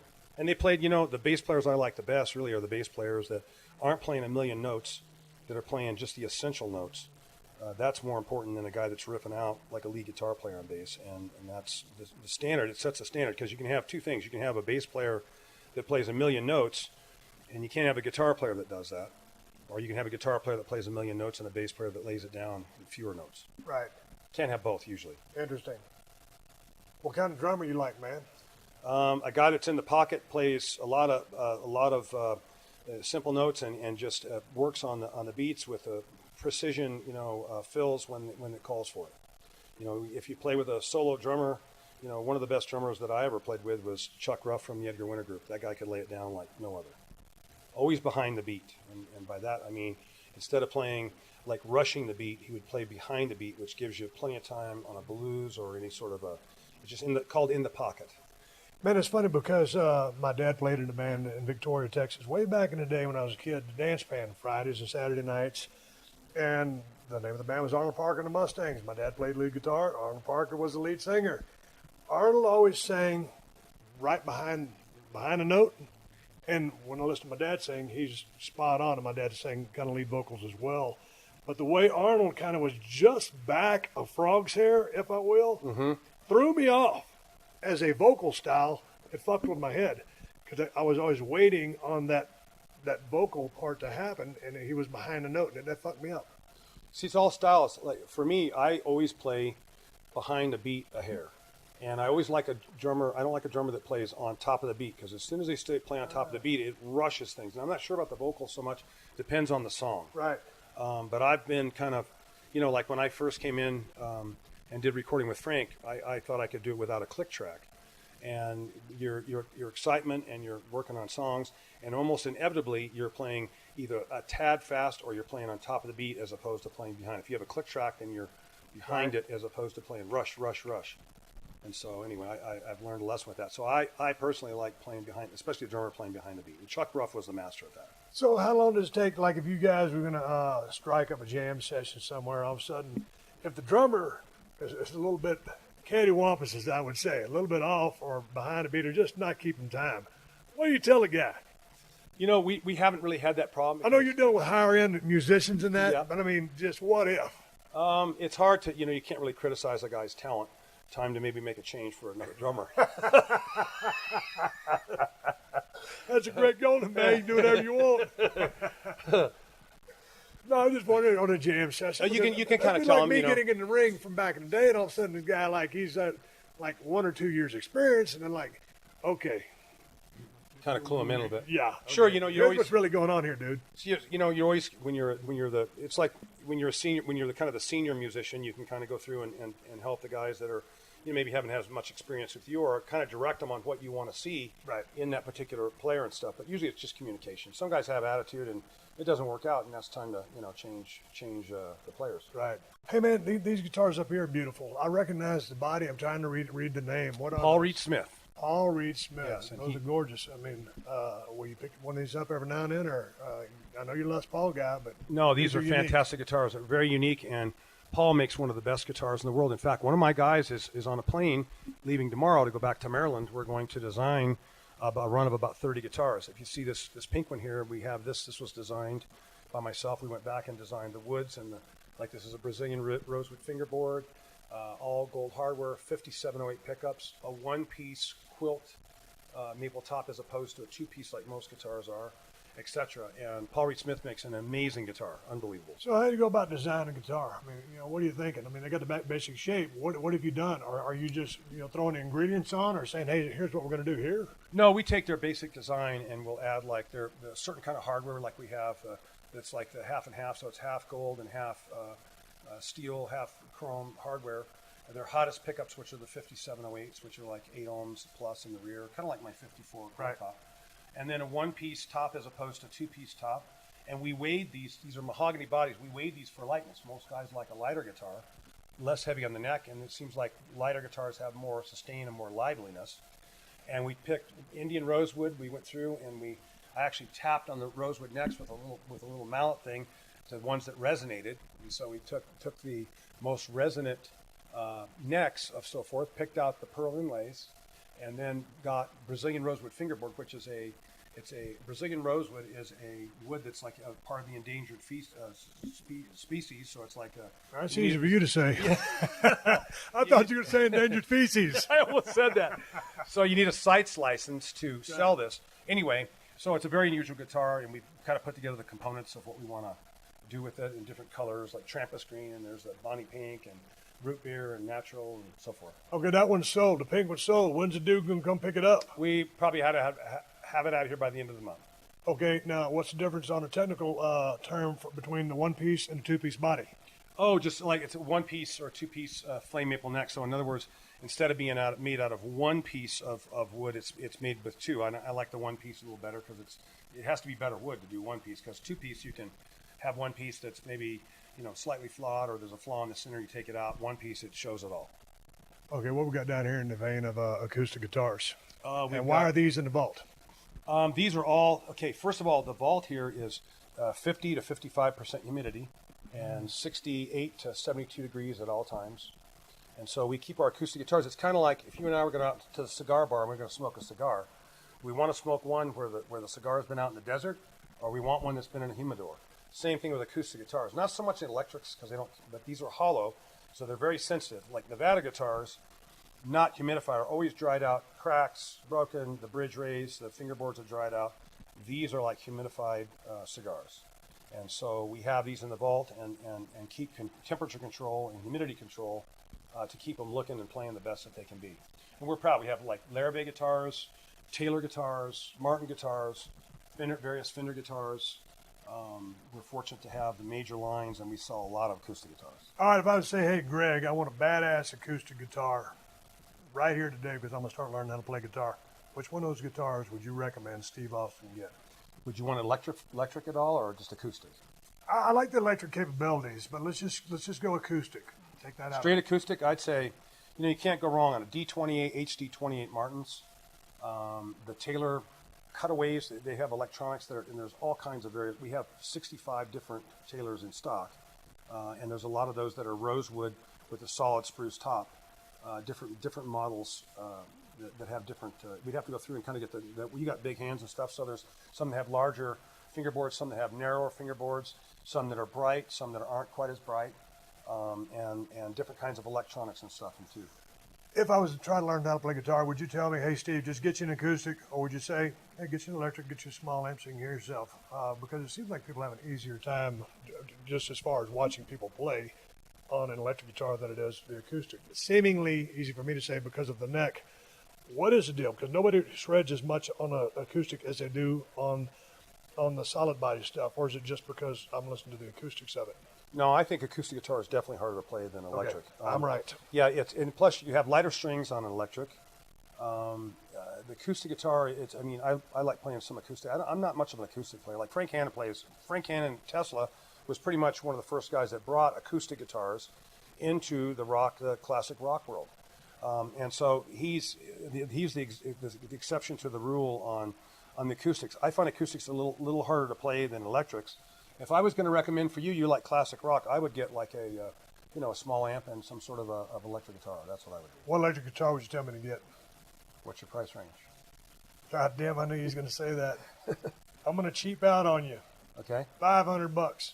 I would say No, I got it. $1,000. $1,000 bucks? $1,000. God damn, I'm Stone Cold Steve Austin. I would say sky's the limit. $1,000. I would say probably an American Strat of some sort. American Strat. And then I'd say at the 500 price point, I would say a Mexican Strat.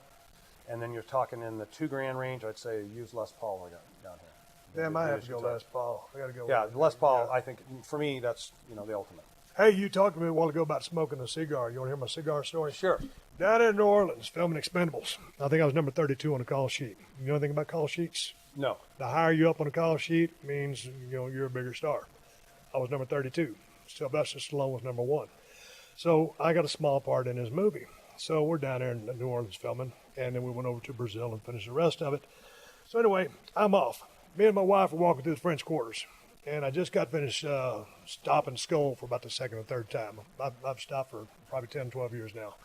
So anyway, I finished, Skull, and I was on set. Sly loves his cigars, and we were in the makeup trailer one time. He goes, Yo, Steve, you want a cigar? Are you into cigars at all? And I'm like, no, man, I'm not really into cigars, but I appreciate you asking. So my wife and I walked through the French Quarter. I was drinking a Bloody Mary, a margarita, whatever I was having a drink, and I was thinking, you know what? There's a cigar shop over there. I got to have a vice. I stopped Skull if I just, puff on a cigar every here and there. I said, fuck, I'll go try a cigar. So went to the cigar shop and, looking around, and I don't know what the fuck to buy. I don't smoke cigars. So I got to buy the most expensive one they got. So I don't know if it was the most expensive one they got, but I think I paid $20 or $25 for a cigar. For me, that's a lot of money because I'm cheap. Yeah, no, that's... Anyway, I got the little cutters, got the lighter, went up to the hotel room, out on the balcony, staying in a pretty nice hotel. Expendables is putting me up. Thank you, Sly. I broke his neck in the movie. Anyway, sorry about that, Sly. So I'm sitting there, and my wife's having her drink, and I'm over there with my drink, and I go through the whole process, kind of put it in my mouth. What they do, and I'd like to give him a blowjob or something. EK-Fabe. So I'm sitting there doing the thing with the cigar. I light it up. Man, I took the tip off, cut it on the end, lit it up, started puffing on that thing for a little bit, and I was kind of thinking, man, I don't know too much about this, but I'm not inhaling. I'm just puffing on the damn thing, Greg. And after about 5 minutes, my wife says, well, what do you think? Did you find your new vice? She's going to be supportive or whatever I've done. And she goes, how is it? And I said, it tastes like somebody just shit in my mouth. So that was the first and last cigar I'd ever smoked. So, yeah, going back to the humidor thing, I just had to bring up my cigar story.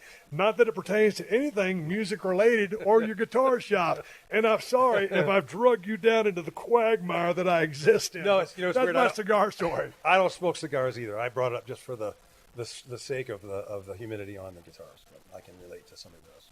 Hey, let's shift gears for a second. Let's go back to your bodybuilding days. What made you decide to get on stage and compete? My good buddy Phil Pape that owns a bodybuilding supplement shop here in Reno. And I saw him on the cover of that magazine over there. Yeah. And I came in and I was this real husky guy, and he goes, how much do you weigh? And I weighed about 275. And he goes, you should compete. We'll whittle you down in about 3 or 4 months if you followed a diet. And I thought I was kind of doing good with the diet, but he had it dialed in. And sure enough, 3 or 4 months later, I was really lean. And next thing I know, I'm doing, classes with him of flexing and different things and the different poses and all that stuff. And he was my main guy that kind of got me involved with that. Yeah, but what got you in the gym to begin with? I mean, here you are, you're working with your dad. I'm assuming you're playing guitar a lot. Right. What drove you to the gym? Were you a football player in high school? I was. I played all the sports in high school and was very athletic my whole life, and actually had We played even on the adult basketball team and baseball team here at Bizarre Guitar. We played for years, and I coached baseball. And I was always in good shape, and it just strength came natural to me. My dad was into boxing and was a national welterweight boxing champ, so my whole house was, boxing, speed bag, heavy bags when I was a kid growing up. And my son was a 2-time All-American for baseball, and so my household was about sports, and so I always managed to stay in good shape and kind of be in good shape. Kind of came easy. My dad's genetics was always that way. And so I just sort of took the knowledge of my buddy that encouraged me and just kind of went with that and did pretty good with it. I took Mr. Nevada. I was second overall in the state for all physiques, and when I was 50. And then I went and competed in the Grand Nationals in Las Vegas, and for over 50, I placed third in the world. Hey, man, what was your training routine like? Because you'll hear these guys say, hey, man, hit every body part twice a week. And then these guys, hey, man, I'm just hitting everything once a week. And then people say, God dang, that ain't enough frequency. You got to hit that damn thing. But then the other guys are saying, you hit it one time a week, that high intensity, that's all you need. So going back to those days when you were training heavy, what was your training routine? This is cool because I haven't talked about this in years, but I have great insight for that. I train each body part once a week, and I just split it up to where I did back and tris. I would do abs the next day, abs and calves, and then I would do chest and biceps, which, if you're hitting your chest one day and you're hitting your tris the next, you sort of hit your tris really hard and your tris not so hard on your chest day. And you and back, you hit your buys a little bit on your bi day, actually a lot, and then really heavy on your bi day. So it's kind of that, and then shoulders, and then I would do quads and hamstrings, and I would do 5 on and 2 off. How were you with doing the 2 off? Because every now and then when I just go, hey, I'm going to train everything once a week, and then it's just hard. I think I'm ADD, and I'm a little, more is better. So it's hard for me to take the 2 days off. So sometimes I would go, the 3 on 1 off, 2 on 1 off. And that way I could kind of better cope with the 1 day a week system. I would go with my energy levels. If I felt like I had energy, there's so much energy that I couldn't be able to sleep that unless I worked out. And I never did much aerobics. I never had much rest between sets. I learned how to train extremely fast between sets, but extremely efficient. I would do some oddball stuff once in a while, but usually I stayed, 3 days on, 1 day off, 3 days on, 1 day off, or 5 days on, 2 days off. I would kind of mix it up. I just go with my energy level. If I felt drained, I'd definitely take it off. These days what I do now is just because life's going to throw days off at me just because of scheduling and traveling or doing whatever. So, man, if I start and basically training everything once a week still, I'll just keep going because I know inevitably I'm going to have a couple of days on the road. Like right now, I haven't trained in 2 days. Tomorrow I will hit the gym. Today I was going to come over and talk to you. Tomorrow I'll probably go out there and crush 2 body parts and get back in a groove. But the way I train now is just build it in so that whenever life throws in those built-in days off, that's where I take my days off. I had the same thing too, kind of. I mean, I'd be here at the store and I'd go to January, I'd go to NAMM show, which is where they show all the music products, and I wouldn't be able to work out 2 days or something. And I'd do the same thing. I'd make it up on different days. Well, talk to me about your stage presence when you were all jacked up, because, dude, you were weighing 275. Right? So it kind of reminds me of Kane playing with Alice Cooper. Oh, yeah, that's right. Yeah, I remember that. Yeah, big jacked up dude. Yeah. So what was your stage persona back then, or what was your presence? I mean, because all of a sudden when you show up and you play the hell out of a guitar, you're jacked up and got some pretty good vascularity going. You're not the norm. Most guys that are up on that stage are kind of skinny dudes that are just musicians or ectomorphs. Or whatever your body type is. I'm just saying they ain't all jacked up. No, exactly. So you know what I'm saying. I wasn't playing. I still probably do a gig a month. So I and I always wore a tight tank top. Like when I played with Chuck Ruff, I have a lot of photos where I looked extremely huge. Kind of out of place, really. And then over the years, I just kind of got, more involved with really the bodybuilding than actually playing, even though I always had a band. So it's just kind of like give and take. You sort of more into bodybuilding than less in playing, and I always had the store as a constant. And now, of course, it's all about playing. It seems to me, going back to your bodybuilding and your training, you were dealt a pretty good set of genetics, because you said you didn't do a whole lot of cardio stuff. And right now, I mean, you haven't trained in a while, but you're still lean. You have the outline of a six-pack. Were you allergic to cardio, or just did not like to do it, or you didn't feel like you needed it? It overtrained me, and when I did any kind of cardio, it's really strange. When I added, like Phil Pape, who's a very knowledgeable, he was a top Mr. USA prospect, Mr. Nevada for 3 or 4 years. And so he had me on the program to begin with. But when I started doing cardio 3 days a week is when I always got a sore throat or a cold. If I didn't add cardio into the mix, I didn't get sick, which told me that I was overtraining with my body, because that's the bane of any bodybuilder is overtraining. Everybody overtrains. Undertraining is the key. I tried to limit my workouts. Like when I would do back and tries, I would limit that workout to 45 minutes, but I would kick ass in 45 minutes. Right. And I'd walk out of there and my head would be like, I'd be the highest high ever imaginable. But it seemed like cardio, whenever I did any kind of cardio, and I didn't even do it right before I competed, I did it through diet and just my training ability. I mean, I'd have my heart rate just racing, and I'd take a short rest, and I'd try to shorten the rest between. But it seemed like for me personally, when I added cardio in there, it overtrained me. What was your off-season diet compared to when Phil and you started cutting it down to get you in contest shape? I ate pretty much anything I wanted when I was like the 275 range. Yeah. Okay. When you're at the 275 and then, but range. then when I was training well, before a contest, I mean, I kind of went obsessive with the protein. I was taking about 300 grams of protein in, divided by 8 meals, maybe even 9 meals. And I'd have a little carbs in the morning and before workout and after workout. And then after that, strictly vegetable carbs. I'm OCD with things, as you can probably see from the store. Right. And I was with my diet. I'm knowledgeable, still knowledgeable and all. It's the first time I've talked about this in years. I like it. Yeah, but in talking to and listening to those old conversations, because there's still some guys that I rubbed shoulders with that were in that classic or the golden era bodybuilding, where Schwarzenegger was around. Of course, he's still around in the movies, but when Arnold was the big gun. And one of my friends was his training partner. And back in the day, when those guys were getting ready for a contest, these days, if you read anything about all this stuff that's going on, man, everybody, like I have my diet written down. It was made up for me. And, I follow it to a T. I don't get off of it. But back in the day, and again, let me factor in the fact that you're talking about guys with world-class genetics. Right. When you're talking about the Arnolds or the golden era of bodybuilding, those guys back then, so they would kind of eat what they wanted. But then cardio didn't really exist back then. I mean, there were no, stationary bicycles. There were no treadmills. There were no elliptical machines in the gym. Those guys, every now and then, I think Arnold would jog up and down the beach, but I think probably more to look at women than he was trying to get in shape. Right.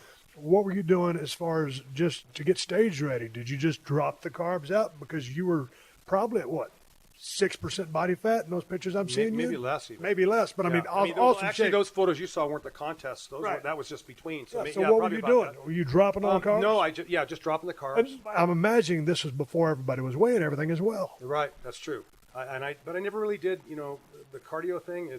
I think I have, looking at my father and my uncles that were alive and stuff, I think I had exceptional genetics for bodybuilding, for strength and stuff. And I have really super long arms, so it's harder to build up arms. But for some reason, I would do less is more. Like for instance, like a lot of guys would do, they go in and do 12 sets of curls. I'm like, I would do 4 sets of curls a week, but I would use like 75 pounders for strict curls. I mean, right. I'm as strong as a bull, but it's less is more. But I gear up to put 100% into it too. Hey man, we're over here. We're in Bizarre Guitars, and we're down here in the basement in the vault, and you got all these badass guitars. Hell, I was just next door, and you got Bizarre Guns. That's correct. The gun shop. When did you get in the gun business? If you started Bizarre Guitars in '74, when did you start Bizarre Guns? About 1985.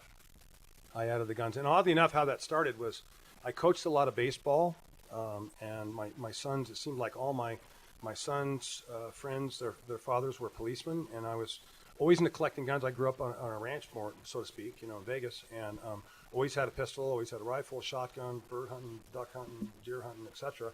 And got really into old guns and kind of started buying some older guns and became knowledgeable with it. And I opened up a small section in the store here with guns, and I love the guns. So are you a tactical guy? Do you hunt? How do you use? Don't really hunt anymore. Just have guns for home defense, self-defense, and we cater a lot to the local police departments.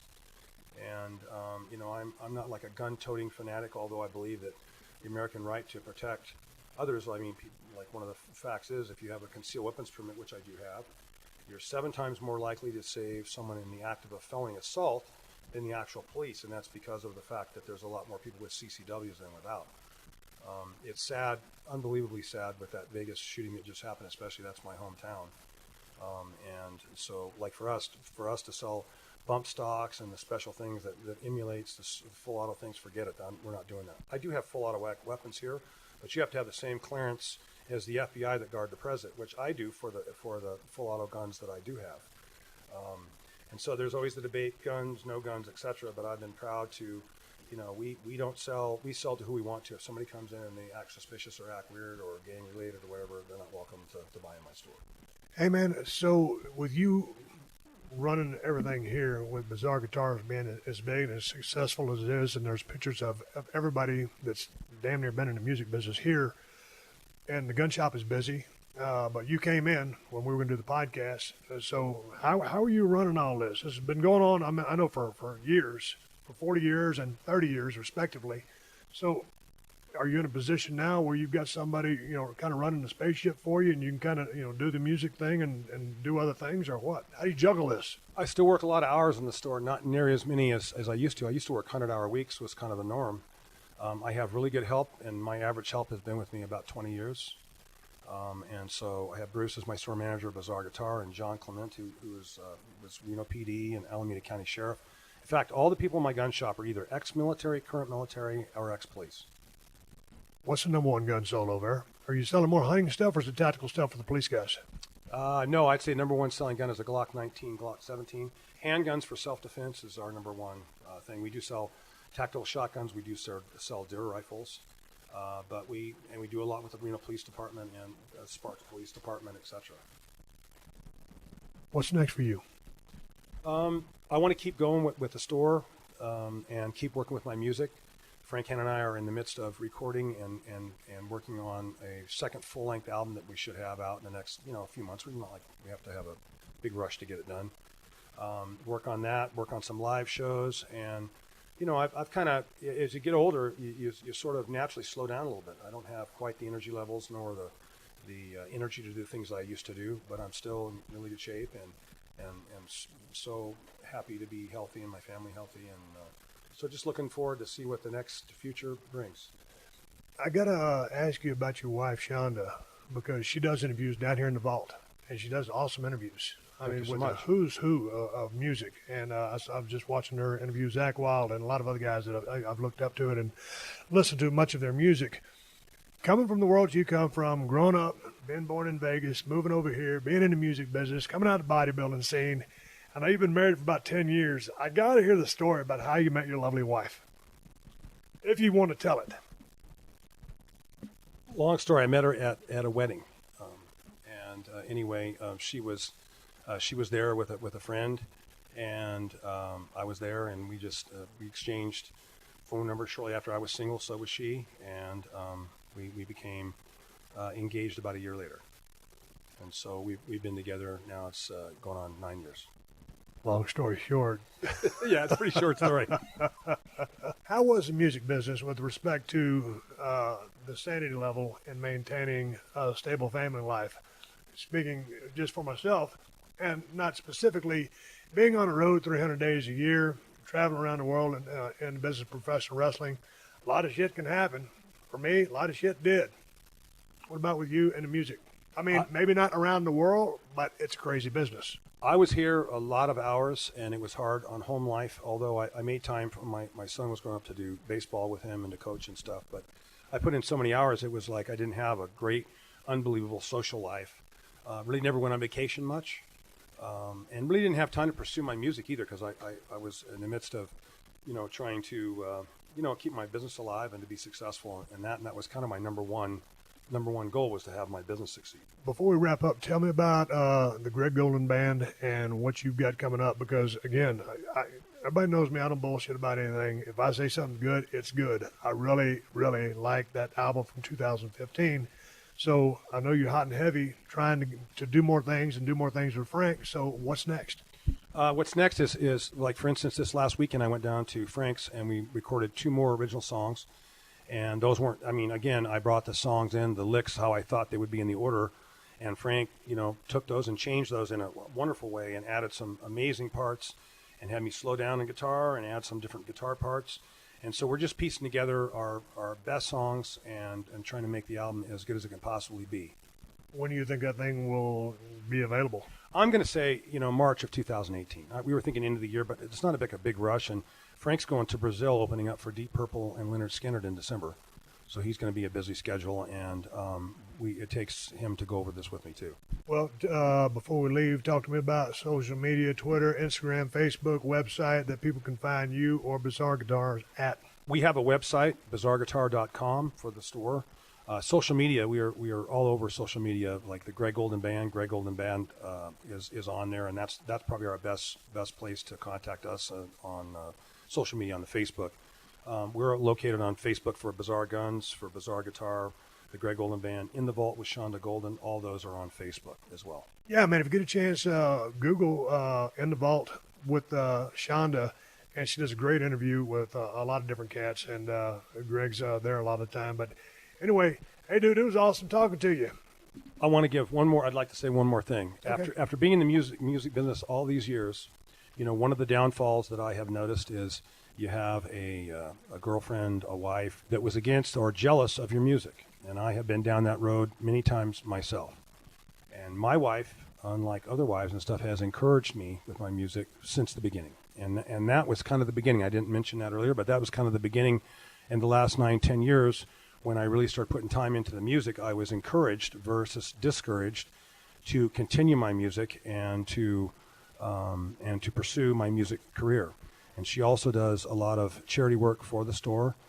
She has a charity called Golden Tampon, of all things, and what that is, that's for the kind of the homeless ladies here in town that can't afford food and they can't afford hygiene products and things. And so she raises an amazing amount. She raised 1,200 boxes of those things in her last outing, and so that's kind of her main charity. We do some things with the food bank, etc. So I'm proud. She's sort of our representative for charity and helping people. She's a great lady, and she's helped me immensely. Hey, man, it was good meeting you and good talking to you. Next time we hook up, absolutely, man. Maybe Frank will be here, or maybe someone else, or you know what I'd like to do? Set up a jam session and just shoot the shit while you and the guys play some songs, if that's up your alley. Always up my alley. I'd like to see you come out and play some bass or guitar with us as well. And I've always been a big fan, and Expendables was a great movie, and the best part was you in it in the movie. And I'm really admired your physique and your accomplishments and everything you've done as well. It sure is a pleasure meeting you. I'm hanging in there, Greg. From the vault here at Bizarre Guitars in Reno, Nevada. Steve Austin with Greg Golden. We're out. Adios.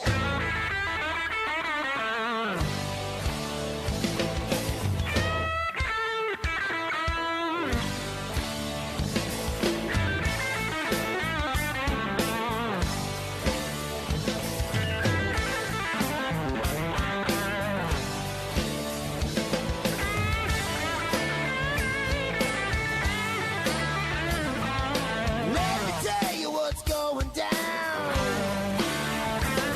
We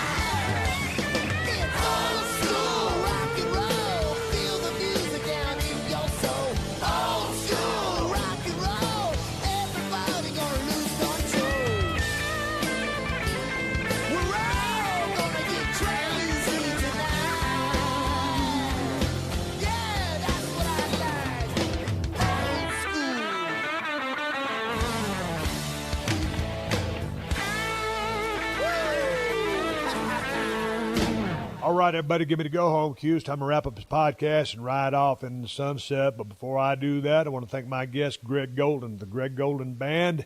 And for something to watch, jump on YouTube real quick and just type in Greg Golden Band. They perform a song, I believe it was Cherokee, at the Forte Awards. I think that's a great song. There's a hell of a solo in that. Great vocals on there. There's the Greg Golden Band demo tape where both of the singers go through kind of a melody of songs. Towards the end, Greg hits a badass blues guitar solo. I'm telling you, these guys are really tight. They're great musicians. And check out the album on iTunes. It cost me about $10 to download the thing. And it's just music that is right in my wheelhouse. Growing up when I did, in the genre of bands and the kind of music that I listen to. Good lyrics, very tight, guitar-led, great rhythm section. So I just enjoy the hell out of the band. I wouldn't put them over if I didn't think it was worth the shit. So give it a listen if you want to, but go to YouTube first and you can catch them. And, man, the dudes are just tight. So if you enjoy them, send me an email, questions@steveaustonshow.com. Or if you didn't like them, send me an email to questions@steveaustonshow.com. If you're into the kind of music that I'm into, I think you'll dig it. It's a great sound. So thank you, Greg. I enjoyed talking to you. I look forward to seeing you again down the road when I come up to Reno again and continue my search. Hey, man, all those shirts I'm wearing on Broken Skull Challenge are available at ProWrestlingTees.com/Steve Austin. I got a beer. It's called Steve Austin's Broken Skull IPA. You can find it at Whole Foods and Total Wines if you live in California. If you aren't in Cali, check InsideTheCellar.com and see if they ship to your state. And if you need a badass knife, check out the Cold Steel Broken Skull knife or the new Working Man's knife, and you can find them at my new Amazon store, and Amazon has the best price on both knives. Just go to Amazon.com/shop/Steve Austin, and I want to say thank you one more time to all the fine sponsors of the Steve Austin Show, because that's how I'm able to do this podcast for you twice a week for free. And you can find all of my sponsors at podcast1.com. Just click on the Killer Deals button at the top of the page and then click on the Steve Austin Show banner. And last but not least, speaking of Podcast One, the new Podcast One app is now available for download at the App Store or Google Play. There ain't another podcast app like this one anywhere, and that's because the new Podcast One app is loaded with some cool features that let you do a lot more than just listen to your favorite shows. You can access behind-the-scenes photos, articles, and connect with other fans of the shows you like. Watch over 1,000 360 virtual reality videos, and you can actually watch some of your favorite shows in virtual reality. It's like you're sitting right in the same room with them. So get to the App Store or Google Play and download the Podcast One app now. Folks, until next time, my name is Steve Austin, and I will catch your ass down the road. Download new episodes of Steve Austin Unleashed every Thursday at podcastone.com. That's podcastone.com.